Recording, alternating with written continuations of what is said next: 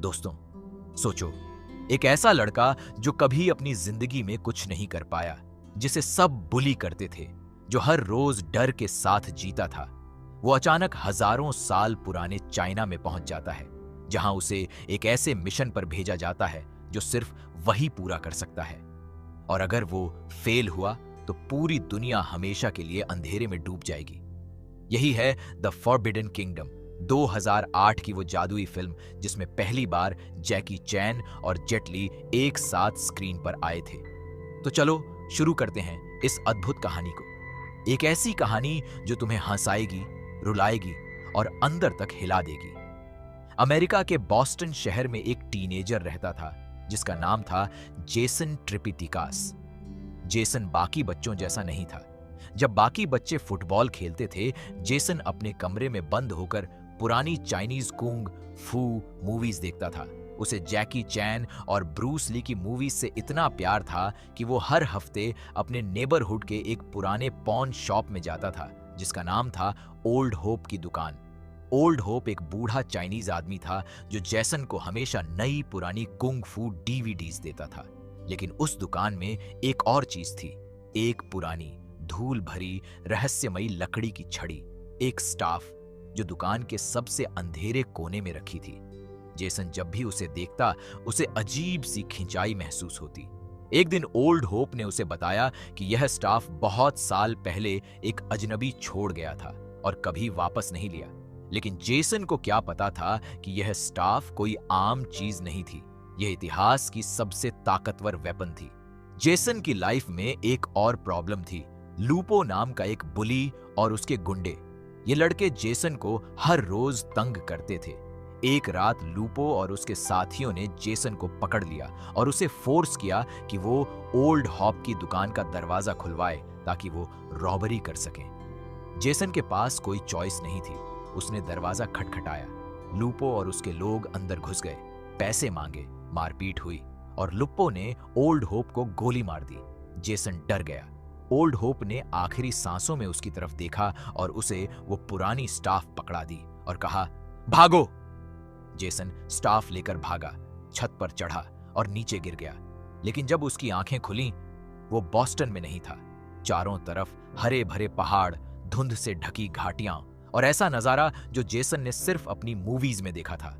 वो ancient China में था, हजारों साल पहले का चाइना, और उसके हाथ में वो स्टाफ थी।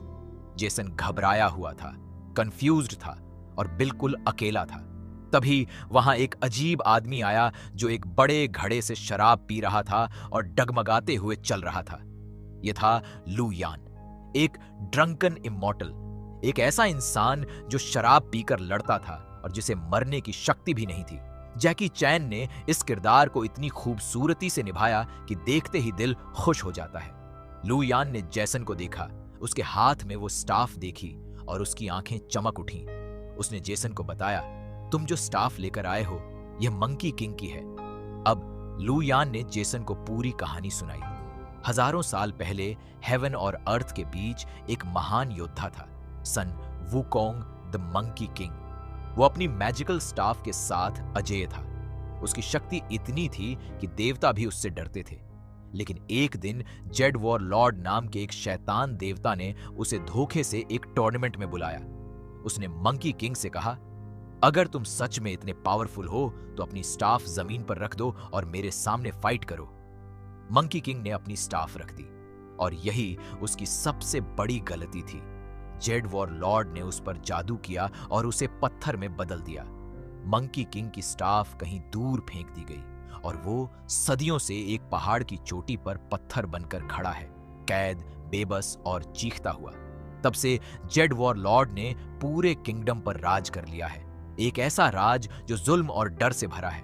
और अब उसी स्टाफ को वापस मंकी किंग तक पहुंचाने का काम किसी ऐसे शख्स को करना था जो न इस दुनिया का हो न उस दुनिया का, एक ऐसा सीकर जो बीच से आए। और वो सीकर था जेसन। जेसन को यकीन नहीं हुआ। उसने कहा, मैं तो बस एक आम लड़का हूं, मुझे कुंग-फू भी नहीं आती।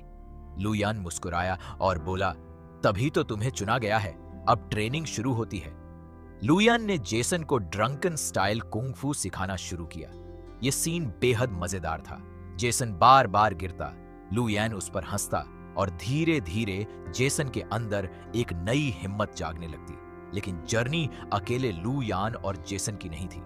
रास्ते में उन्हें मिली गोल्डन स्पैरो, एक जवान, खूबसूरत और बेहद डेंजरस लड़की जिसके दिल में जेड वॉर लॉर्ड के लिए गहरी नफरत थी। उसके माँ बाप को जेड वॉर लॉर्ड ने मार दिया था जब वो छोटी थी। तब से वो बदले की आग में जल रही थी। गोल्डन स्पैरो बोलती कम थी लेकिन लड़ती बहुत थी। वो जेसन की स्टोरी सुनकर उनके साथ हो गई और फिर एक मंदिर में उन्हें मिला एक और योद्धा, साइलेंट मोंक। यह किरदार था जेटली का। साइलेंट मोंक बोलता नहीं था, बस लड़ता था। उसकी आंखों में एक रहस्य था, उसके हर मूव में एक गहराई थी। शुरुआत में साइलेंट मंक और लू यन में झड़प हुई और यही था वो सीन जिसका फैंस सालों से इंतजार कर रहे थे। जैकी चान वर्स जेट ली, दोनों एक दूसरे के सामने थे और जो फाइट हुई वो सिनेमा हिस्ट्री में सोने में लिखी जाएगी। दोनों ने अपने अपने स्टाइल्स दिखाए, एक दूसरे को चैलेंज किया और दर्शक बस अपनी सीटों पर बैठे देखते रह गए। आखिरकार दोनों ने एक दूसरे को रिस्पेक्ट दिया और टीम बना ली। जेड वॉरलॉर्ड को खबर मिली कि कोई मंकी किंग की स्टाफ लेकर उसकी तरफ आ रहा है।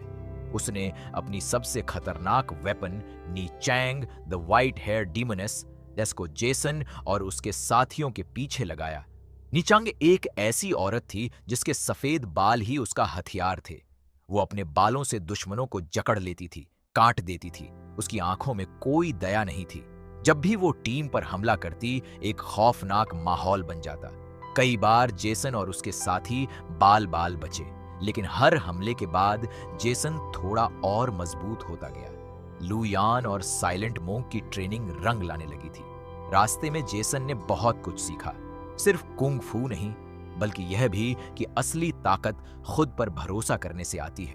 वो लड़का जो बोस्टन में बुली से डरकर भागता था, अब एक ऐसे मिशन पर था जहां पूरी दुनिया का भविष्य उसके हाथों में था। गोल्डन स्पैरो ने उसे बताया कि बदले की भावना और इंसाफ की भावना में फर्क होता है। साइलेंट मंक ने उसे सिखाया कि कभी कभी सबसे बड़ी बात यह होती है कि तुम क्या नहीं करते। लू यान ने उसे सिखाया कि हर गिरावट के बाद उठना ही असली कुंग फू है। और यह सब लेसन्स जेसन के अंदर एक नया इंसान बना रहे थे। जैसे जैसे वो जेड वॉर लॉर्ड के किंगडम के करीब पहुंचे, रास्ता और मुश्किल होता गया। Z warriors, Z war Lord के ट्रेंड सोल्जर्स हर तरफ से हमला करने लगे, कभी जंगल में, कभी पहाड़ों पर, कभी रात के अंधेरे में। लेकिन अब जेसन सिर्फ भागता नहीं था, वो लड़ता था। उसके हाथ में मंकी किंग की स्टाफ थी और उसने उसका इस्तेमाल करना सीख लिया था। स्टाफ जैसे खुद उससे बात करती थी, उसे गाइड करती थी। और फिर आया वो दिन, फाइनल कॉन्फ्रंटेशन। जेसन और उसके साथी जेड वॉर लॉर्ड के किले पर पहुंचे। जेड वॉर लॉर्ड ने देखा कि एक छोटा सा लड़का उसके सामने खड़ा है और उसके हाथ में मंकी किंग की स्टाफ है। उसे हंसी आई, लेकिन उसे क्या पता था कि यह लड़का अब वो जेसन नहीं था जो बॉस्टन में डर कर छिपता था। जेसन ने स्टाफ को थाम लिया। नी चांग और जेड वॉर लॉर्ड ने मिलकर हमला किया। गोल्डन स्पैरो ने अपनी पूरी ताकत लगा दी। साइलेंट मोंक ने अंतिम सांस तक लड़ा। लू यान ने हर चाल आजमाई और जेसन ने, जो कभी खुद पर भरोसा नहीं कर पाता था, उसने अपनी सारी ट्रेनिंग, अपना सारा डर और अपना सारा दर्द एक ही पल में डाल दिया। वो दौड़ा, स्टाफ को उठाया, पहाड़ की उस चोटी पर पहुंचा जहां मंकी किंग पत्थर बनकर खड़ा था और उसने वो स्टाफ उसके हाथ में रख दी। एक पल के लिए सब कुछ रुक गया, फिर पत्थर में दरारें पड़ी और सन वुकोंग द मंकी किंग जागा। 500 साल की कैद के बाद वो आजाद था। उसने अपनी स्टाफ हाथ में ली और अपनी आंखें जेड वॉर लॉर्ड पर टिका दी। जो लड़ाई हुई वो इस दुनिया की नहीं थी। मंकी किंग ने जेड वॉरलॉर्ड को ऐसे हराया जैसे वो कुछ था ही नहीं। किंगडम में पीस वापस आई। जेसन ने चारों तरफ देखा, उसके साथी थे।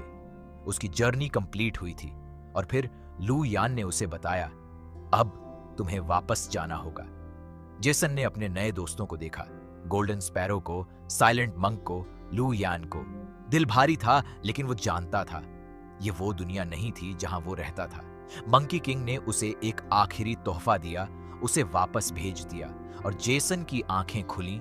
वो बॉस्टन की उसी छत पर था जहां से गिरा था, लेकिन अब वो अलग था, बिल्कुल अलग। अब जब लुपो और उसके साथी फिर आए, जेसन पीछे नहीं हटा। उसने अपनी ट्रेनिंग याद की, अपने दोस्तों को याद किया और लुपो का सामना किया। उसने पुलिस को बुलाया, ओल्ड होप की गोली लगने की खबर दी। ओल्ड होप बच गया था। जेसन अब वो बच्चा नहीं था जो डर कर भागता था। वो इंसान बन चुका था जिसे होना चाहिए था। फिल्म के आखिर में जेसन ओल्ड होप की दुकान पर गया और देखा वो बूढ़ा आदमी लू यान जैसा दिखता था।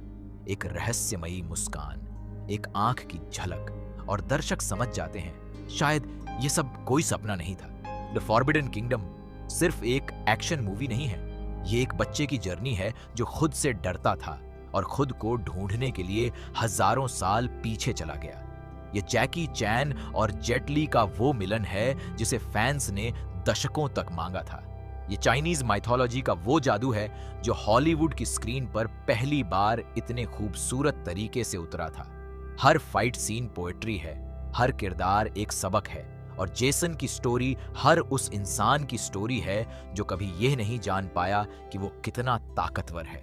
अगर यह वीडियो अच्छा लगा तो लाइक जरूर करो और हमारे चैनल को सब्सक्राइब करना मत भूलो, क्योंकि ऐसी और जादुई कहानियां तुम्हारा इंतजार कर रही हैं।